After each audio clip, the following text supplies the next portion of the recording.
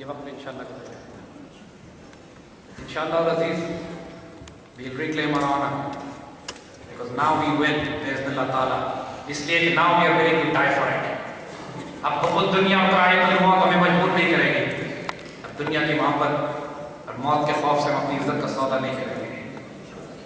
انشاءاللہ عزیز, اللہ تعالیٰ نے اس قوم کو بیدار کیا ہے اور کر رہا ہے. آنے والے وقتوں میں we send a message to our enemies. Never ever dare touch our honor again. We have warned you. This is the last warning. Now we take the question and answers. Please don't forget.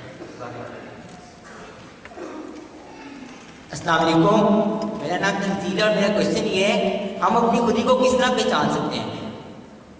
بیٹا خودی کا دوسرا نام ہے عزت نفس. خودی کا دوسرا نام ہے سیلف ریسپیکٹ. خودی کا دوسرا نام ہے وہ روحانی طاقت جو آپ کے وجود میں. اپنی خودی کو پہچاننے کے لیے اقبال کو پڑھو. انسان کے وجود میں اللہ تعالیٰ نے جو قوتیں اور جو طاقتیں رکھی ہیں, جو انسان کا قلب ہے, جو انسان کا نفس ہے, جو قلب منیب, قلب سلیم و قلب شدید ہے, نفس امارہ ہے, نفس لوامہ ہے, نفس مطمئنہ ہے, یہ تمام وہ اصطلاحات جو قرآن میں استعمال کی ہیں انسان کی ریئل اناٹومی کے لیے, انسان کی حقیقت انسانیہ کے لیے. انسان کے وجود میں کیا طاقتیں رکھی ہوئی ہیں کہ وسط افلاک میں وہ تکبیر بھی دے سکتا ہے. زمین و آسمان, کرسی و عرش, خودی کی زد میں ساری خدائی ہوتی ہے. اور خودی کی وہ طاقتیں کہ کوئی اندازہ کر سکتا ہے اس کے زور بازو کا کہ نگاہ مرد مومن سے بدل جاتی ہے تقدیریں. یہ وہ حیرت انگیز طاقت ہے جو اللہ نے تمہارے وجود میں رکھی ہوئی ہے. امت کا زوال اور المیہ اسی وقت شروع ہوتا ہے جب انسان اپنے اندر کی روحانی طاقتوں کو بھول بیٹھا. اور ہم نے صرف مادی اسباب پر, اپنی ملٹری پاور کے اوپر, اپنی اکنامک اسٹرینتھ کے اوپر ہم نے یہ سمجھنا شروع کر دیا کہ قوموں کے عروج ان طاقتوں کی بنیاد پر ہوتے ہیں.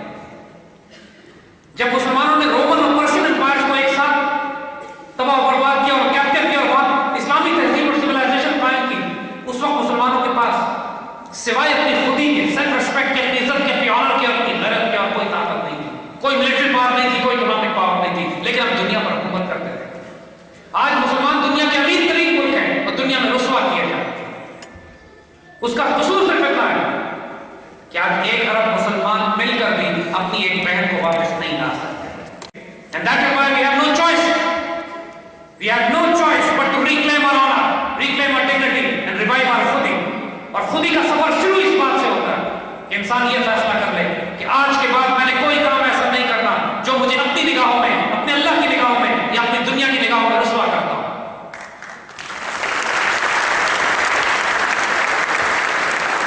جو چیز آپ کو ذلیل کرتی ہے, چاہے کسی کی گالی ہو, چاہے حرام مال ہو, چاہے حرام کام ہو, چاہے حرام رزق ہو, چاہے ناپاک خیالات ہو, ہر وہ چیز جو آپ کو ذلیل کرتی ہے اس سے بچنے کی کوشش کرو.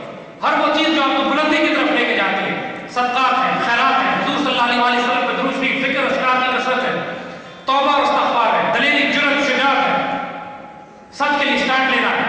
ہزار خوف ہو لیکن زباں ہو دل کی رفیق, ہزار خوف ہو لیکن زباں ہو دل کی رفیق.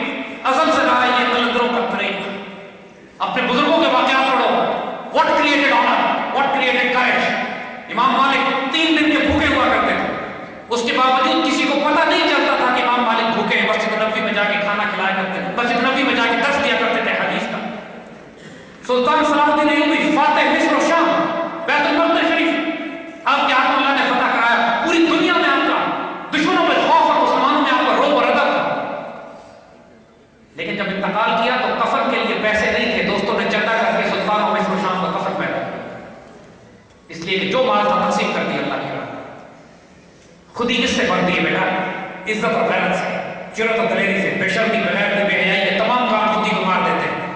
جرأت, دلیری, شجاعت اور غیرت, چاہے اس میں جو مرضی نقصان اٹھانا پڑے. برطرف اندیشہ سودوں سے ہے زندگی. زندگی کی حقیقت پروفٹ اینڈ لاس کی کیلکولیشن سے بہت زیادہ ہوتی ہے. کبھی جان, کبھی زندہ رہنا پڑتا ہے, کبھی تسلیم ہے جان. زندگی کہیں جان قربان کرنی پڑتی ہے. Live with dignity, die with honor. That's خودی.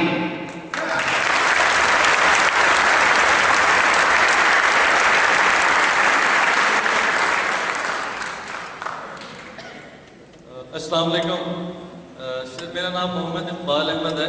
میرا آپ سے سوال یہ ہے کہ how can suicide terrorism can be controlled in the country. میری عمر آپ کو بھی لگتا ہے سر, جزاک اللہ.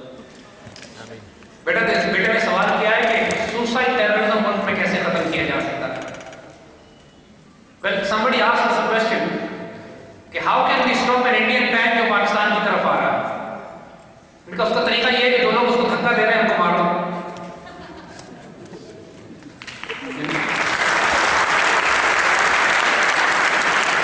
The point is, the concept of suicide bombing in Pakistan is coming from India. Every suicide bomber in Pakistan is driven by an ideology which is supported and financed by the Indians from Pakistan. اس میں اسرائیلی Mossad شامل ہے. یہ concept of تکفیری ideology, the idea of تکفیر, کہ تمام مسلمان ملت کی جو بیٹھی ہوئی ہے یہ سارے پاکستانی کافر ہو چکے ہیں لہذا ان کو قتل کرنا جائز ہے. یہ ایک خوفناک دہشت گرد تکفیری سوچ, اور یہ امت مسلمان پہلے بھی رہی ہے, کوئی نئی نہیں ہے. ہر دور میں ایسے ایسے فتنے پیدا ہوتے رہتے ہیں. حضرت علی رضی اللہ تعالیٰ عنہ کو ایک گروہ نے شہید کیا تھا جس گروہ کا نام خارجی, اور خارجیہ وہ لوگ تھے جنہوں نے یہ کہا تھا کہ حضرت علی کافر ہے, اور ہم مسلمان ہیں, حضرت علی کافر ہو چکے حضرت. اور اس وقت مسلمان ملت میں جو اختلافات تھے اس کی وجہ سے انہوں نے کہا کہ پوری مسلمان امت صحابہ سمیت کافر ہو چکی ہے, ہم صرف مسلمان ہیں. اس وقت یہودیوں کا پیدا کرتا یہ فتنہ تھا, اور حضرت علی کو ان سے جنگ کرنی پڑی, اور آخر میں خارجی نے حضرت علی کو شہید کیا. تو یہ نئی بات نہیں ہے ایسے فتنے پیدا ہونا. گھبراؤ مت, امت میں ہمیشہ ہوتے رہے, ہمیشہ ان کو تلوار کے زور پر ختم کیا گیا ہے, ان سے نیگوشیٹ نہیں کیا جا سکتا. اسی طرح سلطان صلاح الدین ایوبی کے دور میں ایک گروہ پیدا ہو گیا تھا جو حشاشین کہلاتے تھے, the حشیش ٹیکرز, ڈرگ ٹیکرز, جس سے انگریزی میں لفظ نکلا ہے اساسن. وہ اس وقت کے سوسائڈ بامرز تھے.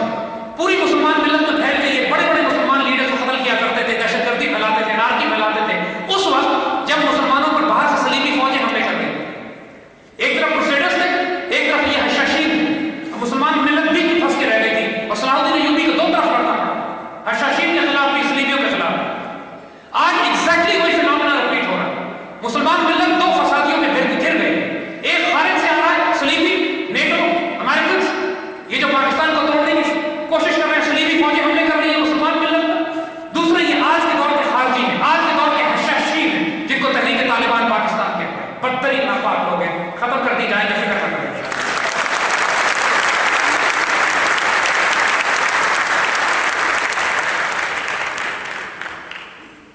Sir, my name is Mohammad Afzal and my question is, can you please tell us about your perspective of Talibanization? بیٹا دیکھو, یہ ایک ڈیروگیٹری ٹرم, ایک گالی بنا دی ہے انہوں نے طالبانائزیشن کی.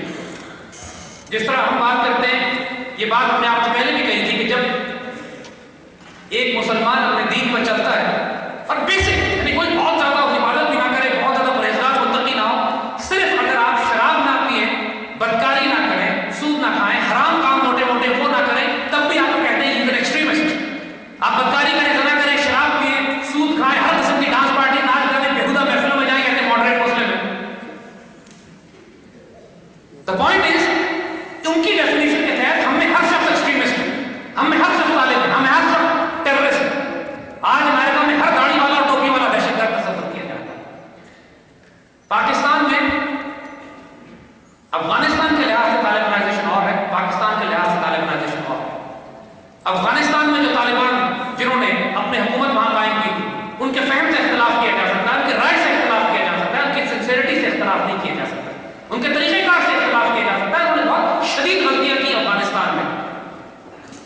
افغان طالبان نے ازبکس کے ساتھ, تاجکس کے ساتھ, ہزارس کے ساتھ اختلاف اتنا رکھا کہ جب تک ان کی حکومت رہی افغانستان میں سول وار کی کیفیت رہی, اور اسی سول وار کو ایکسپلائٹ کر کے امریکن تاجکوں, ازبکوں اور ہزارہ کو استعمال کر کے افغانستان میں داخل ہوئے, اور افغانستان ایک دفعہ پھر غلام ملک بننے کی طرف جانے لگا, اور مسلمانوں کو خام خواہ تحریک مزاحمت لڑنی پڑی اس وجہ سے کہ طالبان ان کے ساتھ اتحاد نہیں کر سکے اپنے ہی مسلمان دوستوں کے ساتھ, بھائیوں کے ساتھ, افغانستان کے اندر رہنے والے لوگوں کے ساتھ.